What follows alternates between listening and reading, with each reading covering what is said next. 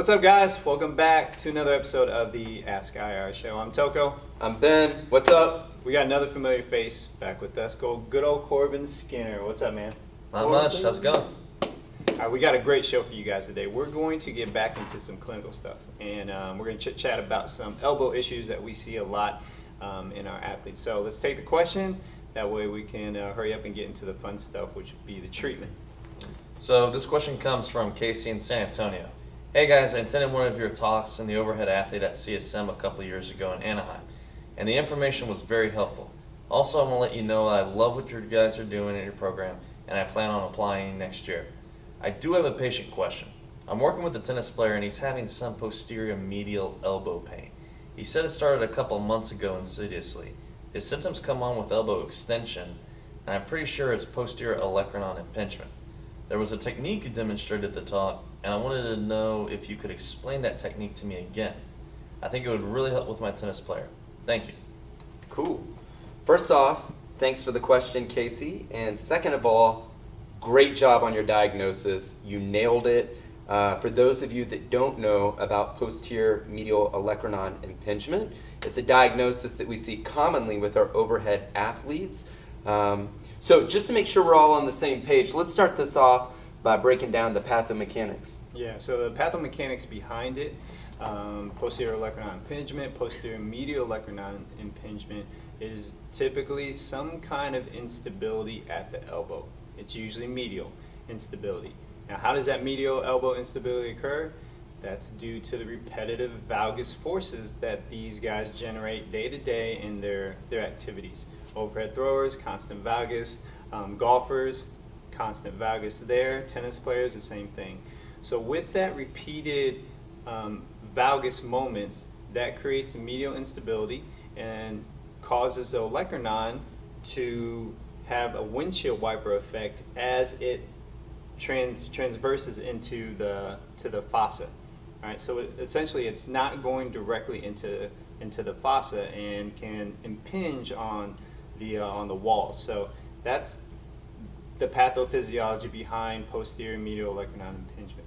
Okay, so now that we understand what's going on with it, now let's talk about how we like to treat this kind of condition at the elbow. Okay, let's get into treatment of posterior medial olecranon impingement. The first thing we want to do is make sure we clear any kind of soft tissue restrictions. A lot of these athletes, throwers, golfers, tennis players, swimmers, they're going to build some kind of soft tissue limitation here because of that repeated valgus. So the soft tissue that we want to focus on is the flexor pronator mass.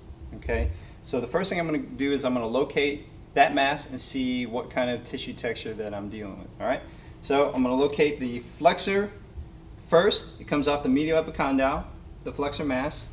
I'm going to place my finger on it and just kind of assess the tissue texture integrity of it. All right. Now, if I want to treat it, I'm just going to spend a little bit of time under tension. So I'm going to apply some pressure. All right. I can put in some active release by doing a little bit of elbow extension and some wrist extension at the same time as well. There's a lot of soft tissue techniques out there. We're not proponents of one or the other. It's whichever one you want to use at that time, whichever you're comfortable with. All right. So a little bit of time under tension. You can add some cross friction and some active release. All right, moving on to the pronator. All right, the pronator, we got to locate that. So we're going to form a 90-degree angle between the epicondyles and the ulna. Now the pronator teres typically falls about 45 degrees in that angle. All right, so I'm going to locate the pronator teres just like that. It's just medial to the bicep tendon. Again, we're going to apply a little bit of pressure and spend some time under tension. All right, a little cross friction, active release into elbow extension and forearm supination. All right, just like that. Okay, so that is the soft tissue technique. Now, if once we resolve soft tissue technique, we can get into the mobilization. We already know that valgus is a threatening movement in this impingement of the elbow. All right, so what we are going to do is we're going to create a varus mobilization at the elbow. And the way we do that is we're going to contact the medial side of the olecranon with our palm, just like that. We want to stay off the medial epicondyle. Okay? I'm going to place my fingers on the lateral side to provide some stability as I do this mobilization.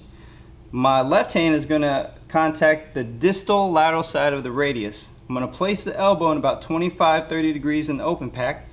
Okay? And my mobilization is going to be a laterally directed force with my right hand and a medially directed force with my left hand, creating a varus mobilization just like this. Now once I'm in that varus motion, I can now bring them into extension to kind of normalize that movement. And typically with this, they're not going to have any pain because we are essentially allowing that olecranon to move correctly into its fossa. Just like that. Okay? So that is the varus mobilization to address posterior medial olecranon impingement. All right, so give that a shot. Okay, give us some feedback. Don't forget, you still have to address any kind of shoulder or thoracic issues that may lead to medial elbow issues in our athletes. Okay, give that a shot. Give us some feedback. Till next time, we'll see you then.